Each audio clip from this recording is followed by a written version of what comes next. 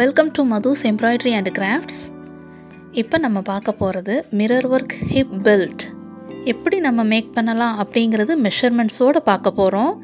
இப்போ இந்த hip பெல்ட்டுக்கு measurements எப்படி எடுக்கணும் அப்படிங்கிறத நோட் பண்ணிக்கோங்க. இப்போ நான் ஒரு டயக்ராமில் உங்களுக்கு ட்ரா பண்ணி காட்டுறேன். ஹிப் பெல்ட் ஸ்டிச் பண்ணுறதுக்கு ஹிப் சைஸ் வந்து கரெக்டாக நமக்கு மெஷர்மெண்ட்டோடு இருக்கணும். இப்போ நான் எடுத்துருக்கிறது வந்து 33 இன்ச்சில் உள்ள ஹிப் சைஸ். ஸோ லென்த் வந்து 33 இன்ச், பிரெத் வந்து 1.5 இன்ச். இந்த மாதிரி கிளாத்தில் இந்த மாதிரி ட்ரா பண்ணிக்கிடணும். ஃபஸ்ட்டு நம்ம வந்து ஃபேப்ரிக்கில் இந்த மாதிரி மார்க் பண்ணிக்கிடணும். இப்போ 33ல் நான் சென்ட்ரு வந்து மார்க் பண்ணிக்கிறேன். ஸோ 16.5, 33ல் ஹாஃப் டிவைட் பண்ணிட்டோம் அப்படின்னோம்னா 16.5 அதை மார்க் பண்ணிவிட்டு இந்த 16.5 சென்ட்ரு பாயிண்ட்லேருந்து 7.5 ஒரு சைடும் அனதர் சைடு வந்து 7.5 இது மாதிரி மார்க் பண்ணிவிட்டு அதை ஒரு லைன் ட்ரா பண்ணிக்கோங்க. இப்போ ட்ரா பண்ணியிருக்கிற இந்த லைன்ஸ்குள்ளே மட்டும்தான் நம்மளுடைய டிசைன் வரப்போகுது. இதுக்கு எக்ஸஸாக வேண்டாம். இப்போ நான் ஃபுல் லென்த்துக்கு எம்ப்ராய்டரி ஒர்க் பண்ணி காட்டலை. இந்த சென்ட்ரு டிசைன் ஹியர் அப்படின்னு போட்டிருக்கேன் பாருங்கள், அதில் மட்டும்தான் என்ன எம்ப்ராய்டரினாலும் நம்ம அதில் ஒர்க் பண்ணிக்கலாம். ஃப்ரண்ட்டில் மட்டும் இந்த டிசைன் இருக்கும். இந்த டிசைன் பண்ணுற ஸ்பேஸ் உடைய லென்த் வந்து 15 இன்ச். இந்த 15 இன்ச்சுக்குள்ளே தான் நம்ம என்ன பண்ணிக்கிட போகிறோம், டிசைன் பண்ணிக்கிட போகிறோம்.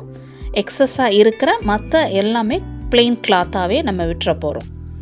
ஸோ இப்போ எக்ஸஸாக நம்ம என்ன பண்ணிக்கிட போகிறோம், ஸ்டிச்சஸுக்கு எக்ஸ்ட்ரா கிளாத் எடுக்கணும். ஸோ அதுக்கு 1 இன்ச் இந்த மாதிரி கீழ்ப்பக்கமாக 1 இன்ச் ட்ரா பண்ணிவிட்டு அதை ஒரு லைன் ட்ரா பண்ணி கிளாத்தில் எடுத்துக்கிடணும். இந்த மாதிரி இப்போ நான் சொல்லிக் கொடுக்குற இதே மெஷர்மெண்ட்டை கிளாத்தில் அப்படியே வச்சு என்ன பண்ணலாம், ட்ரா பண்ணிவிட்டு ஒர்க் பண்ணலாம். தென் மேலே இப்போ நம்ம காமிக்கிற இந்த இடத்துலையும் எக்ஸஸாக கிளாத் எடுக்கணும். கீழே 1 இன்ச் எடுத்தது போல் மேலே எடுக்க போகிற கிளாத் வந்து 2.5 இன்ச்சில் நான் எக்ஸஸாக எடுத்துக்கிட போகிறேன். ஸோ நம்ம அதை மடித்து நம்ம ஸ்டிச் பண்ணுறதுக்கு ரொம்ப ஈஸியாக இருக்கும். நம்ம ஹிப் பெல்ட் ஸ்டிச் பண்ணுறதுக்கு இந்த மாதிரி லைன்ஸ் எல்லாம் ட்ரா பண்ணிவிட்டு இந்த மாதிரி 2.5 இன்ச் இந்த பிரெத் இருக்கணும்.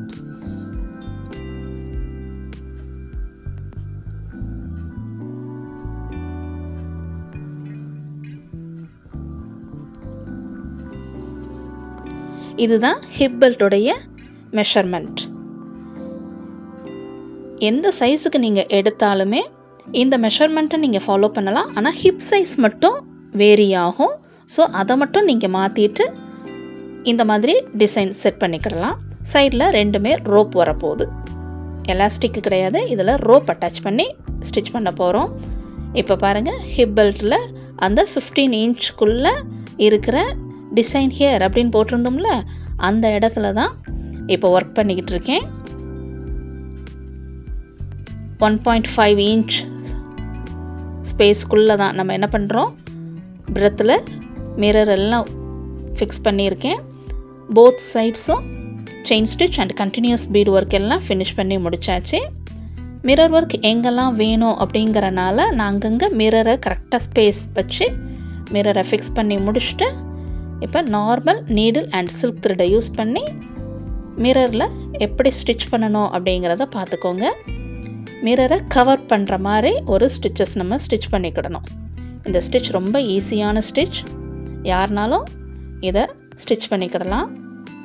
பிகினர்ஸுக்கு இது ரொம்ப யூஸ்ஃபுல்லாக இருக்கும். ஃபஸ்ட்டு ஒரு ஸ்ட்ரெயிட் ஸ்டிச் வந்து லாங்காக எடுத்து ஸ்டிச் பண்ணுறது தான் ரொம்ப நல்லது. ஷார்ட்டாக மட்டும் எடுக்காதீங்க. ஷார்ட்டாக எடுத்தோம்னா மிரரை கவர் பண்ணாது.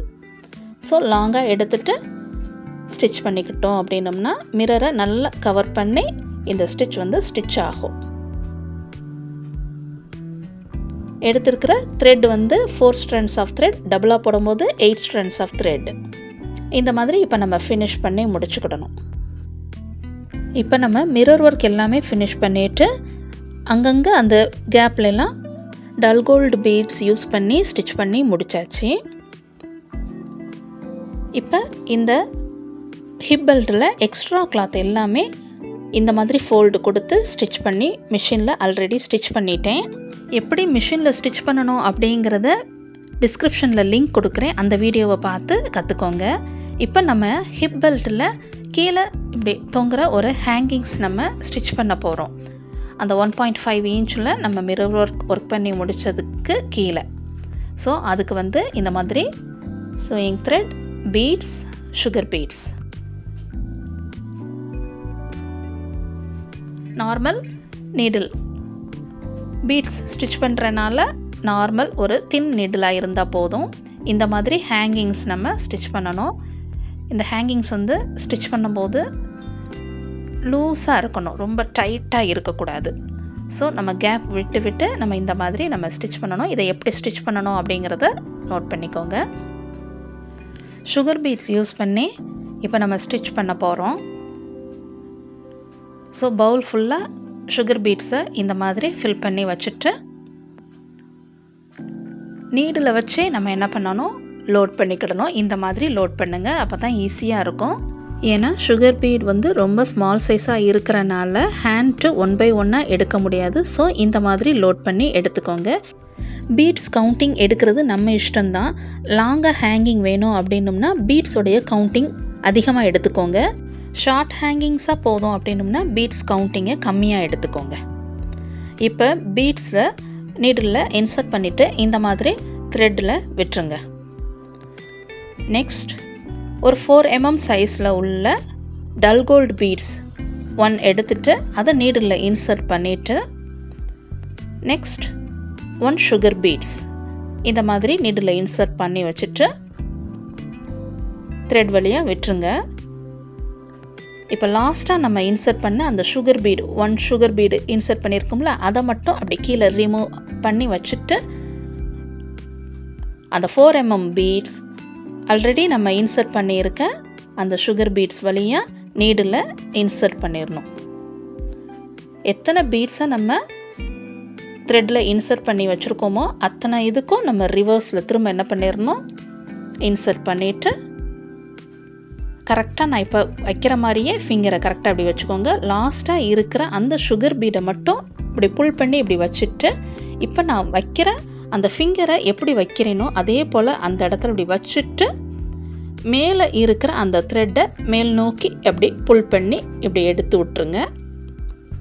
எடுத்துட்டோம் அப்படின்னோம்னா அந்த ஹேங்கிங் நல்லா கரெக்டாக த்ரெட் எதுவும் தெரியாத அளவுக்கு கரெக்டாக நிற்கும். தென் அந்த இடத்துல ஒரு நாட் டைட்டாக போட வேண்டாம், கொஞ்சம் லூஸாக இருந்துக்கிடட்டும். அதிக டைட் போட்டுட்டோம் அப்படின்னோம்னா ஸ்டிஃபாக நிற்கும். ஹேங்கிங்ஸ் ஃப்ளெக்சிபிளாக இல்லாமல் ஸ்டிஃபாக நிற்கும். ஸோ இந்த மாதிரி லூஸாகவே என்ன பண்ணிக்கோங்க, நாட்டை அப்படி போட்டுட்டு அந்த ஹேங்கிங் நல்லா மூமெண்ட்ஸ் கொடுக்கணும், அப்போ தான் பியூட்டிஃபுல்லாக இருக்கும். தென் கொஞ்சம் டிஸ்டன்ஸ் தள்ளி நீடில் இன்சர்ட் பண்ணிவிட்டு இந்த சேம் பீட் ஒர்க் மெத்தடை ஃபாலோ பண்ணி ஃபினிஷ் பண்ணி முடிச்சிடணும். இந்த மாதிரி அந்த பீட் ஒர்க்கில் ஃப்ரீ மூமெண்ட்ஸ் இருக்கணும். இப்போ ஃபுல் ஹிப் பெல்ட்டும் முடிச்சிட்டோம். அது இந்த மாதிரி இருக்கும். ஸோ பியூட்டிஃபுல்லாக இருக்குல்ல.